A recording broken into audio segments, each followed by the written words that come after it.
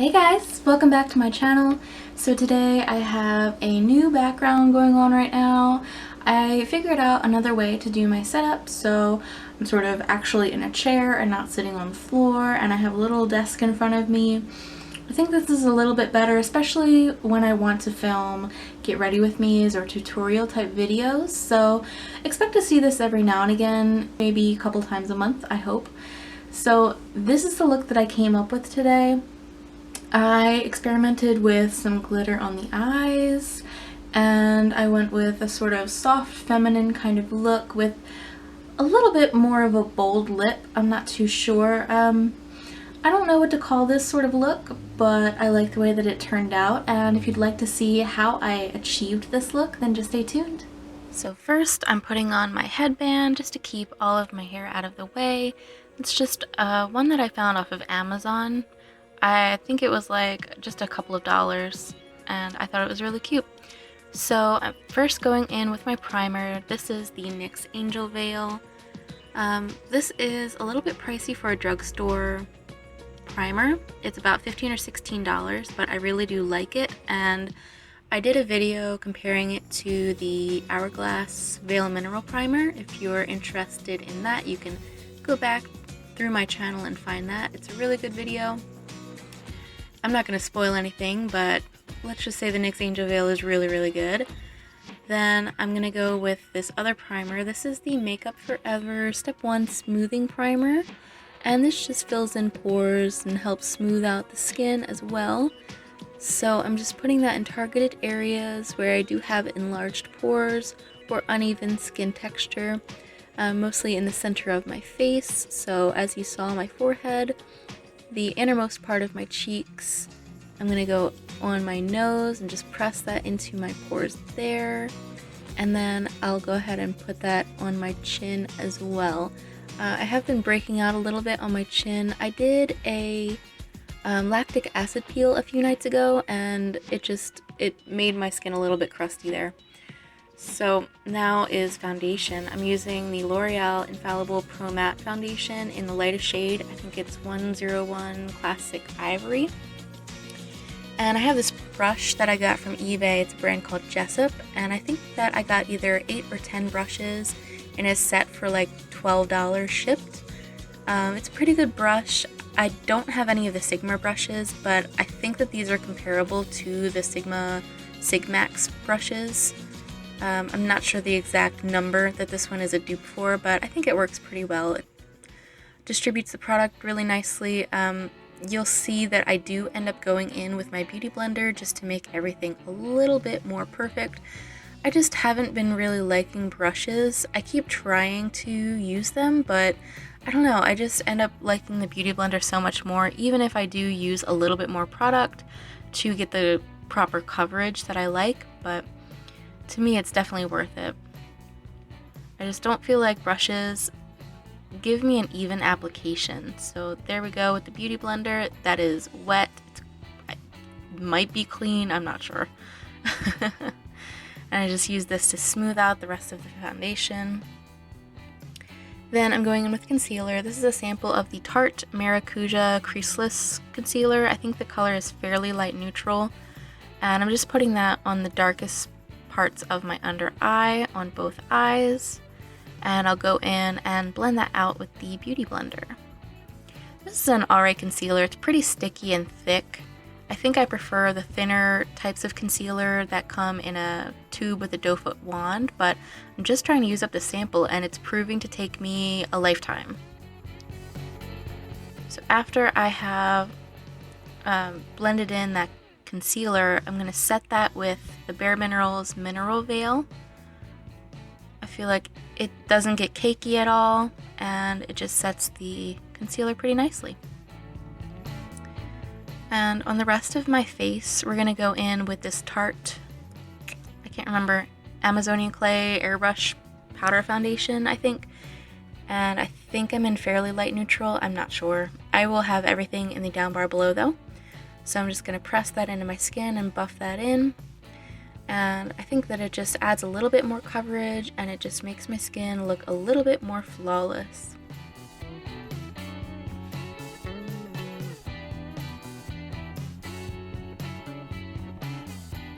feel like this powder foundation is lasting me a freaking lifetime as well. Tarte just really knows what they're doing with their products. Now I'm going to go in with bronzer. This is the Body Shop Honey Bronzer, and it's the lightest shade, 01. And I'm just going to lightly bronze up my cheeks and add a little bit more color, because once I color match my face to my neck, I end up looking a little bit ghostly. So I'm just going on my cheeks and then across the top of my forehead. And then it's going to be time for blush. This is Becca, I believe it's called Flowerchild, and I have a Real Techniques blush brush here. And as you'll see, I kind of went a little bit heavy-handed on the blush in this clip, but I did end up toning it down. I just went over it with that buffing brush from the Tarte Powder Foundation, and it just toned it down a little bit without adding extra product. So I am going to highlight now. This is another Real Techniques brush, and I'm going in with Stila Kitten.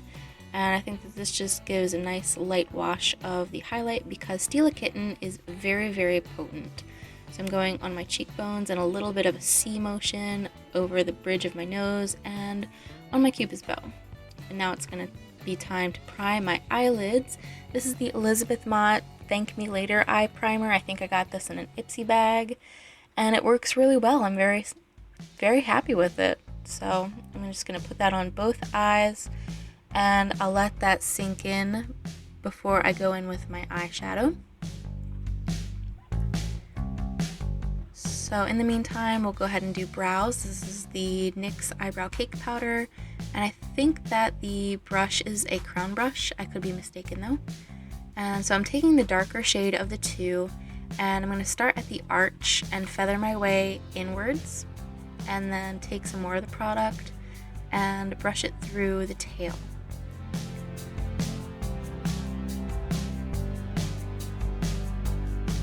After that, I'm going to go to the other eye and do the same thing on both sides before going in with the lighter color.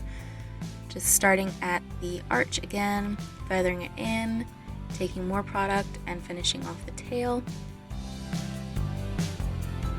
Just making sure everything is even.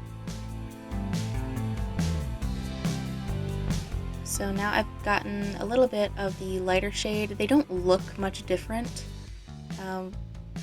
When you see them side by side, it just sort of ends up looking a little bit softer on the inner part of the eyebrow. So I'm doing that on both sides. And then I felt like I needed lip balm, so I went in with my Lypsyl. This is the honey berry one. I don't really like the flavor of this one, but it works really well. Now the first shade I'm taking is from the Wet n Wild Knock on Wood trio. It's the light pink in the trio. So I'm just going to rock that all in my crease as a transition shade, and I'll go ahead and do that on both sides. The brush might not be clean, which is why we're not getting like a true color here, but it all ends up being the same anyway. It doesn't super matter. This is just a transition shade. You're not really going to be able to tell once the eye look is finished. Then I'm going to take the same brush into Stila Fawn in the Nude palette, and I'm just gonna do the same thing again with that shade. Just gonna blend that out and buff it and buff it and buff it. Next I'm taking a flat shader brush in with that nude color. I think it's called Buff. I'm just gonna lay that down all over the eyelid. And then I'm taking a smaller brush into this cream color. It's from the Physicians Formula Canyon Classics, I think it is, that quad. It's the lighter shade, and it's just a really nice matte highlight color. Taking that fluffy brush again into that light pink from the Wet n Wild trio, and just buffing that in my crease again and blending it a little bit onto the lid. And on the same thing on the other side, just blending that around a little bit more. Taking a smaller dome brush into Stila Mink, knocking off the excess and just putting that in the outer corner, just buffing and buffing. A lot of people tell me that they struggle with doing eyeshadow, and seriously, it just takes time. You just need to blend and blend and blend and blend and blend. You just go back between the different colors and you just work with them and build them up. That's all it takes. Then I'm taking I'm not sure what brush this is from Crown Brush, but it's sort of like the MAC 217, and I went in with that buff shade again and just went above the crease, blending it into the highlight shade. And now here's time for fun. This is the Too Faced Glitter Glue. It's just a little sample that I got in a Sephora order, and I'm just gonna pat that on my eyelid. And we're going in with this Too Faced glitter that came with the Stardust palette. I don't remember the name of it. I think it's called like Nude Beach or Nude Beam or something like that. And this is another crown brush. I think I got it in an Ipsy bag, so we're just gonna pack that all over.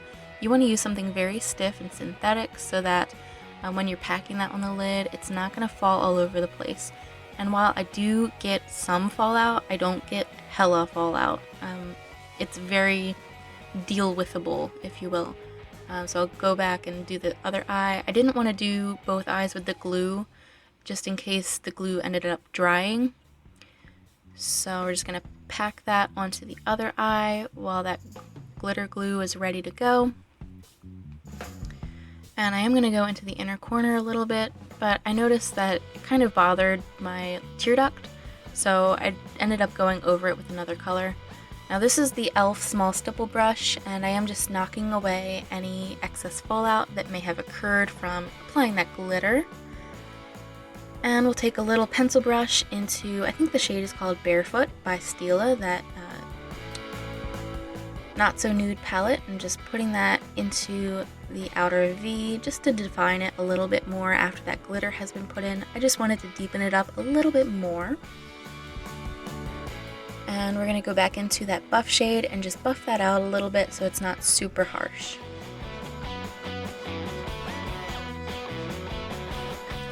And then we're going to go back into that small like dome brush into Fawn.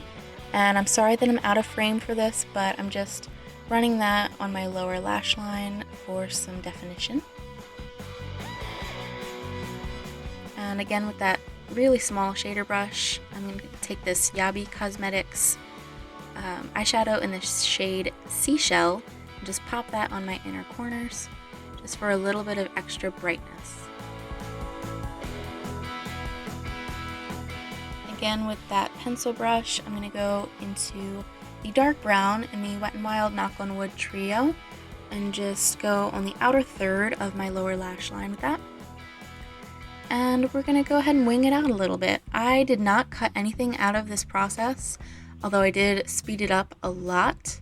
But I just wanted you guys to see, you know, nobody does liner perfect the first time. It does take a lot of work and a lot of patience and a lot of precision. So I would definitely recommend checking out the Kat Von D tattoo liner. That's what I'm using here.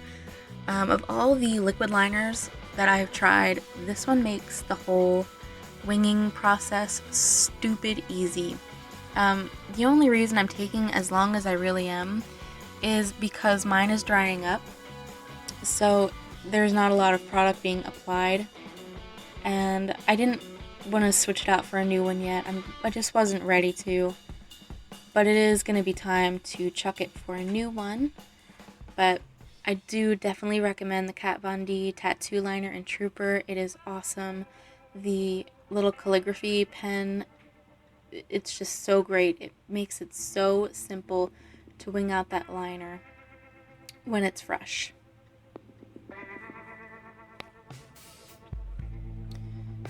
I always have trouble with my right eye compared to my left one, but yeah.